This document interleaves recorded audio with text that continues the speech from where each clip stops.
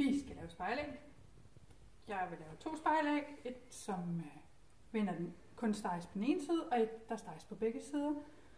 Når du starter, så tænd. Skru helt op på 7. Og så lige vent med at putte æggene på, så du kan mærke, at panden er godt varm. Hvis man er rigtig dygtig, så kan man slå ægget direkte ud i panden.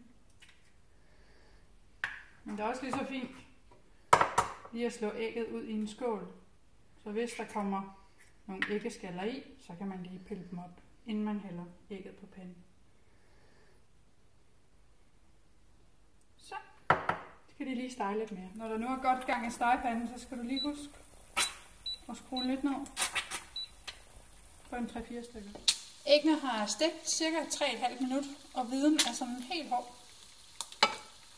Det er faktisk klar. Jeg vender det ene, bare for at vise dig, hvordan man vender det ene.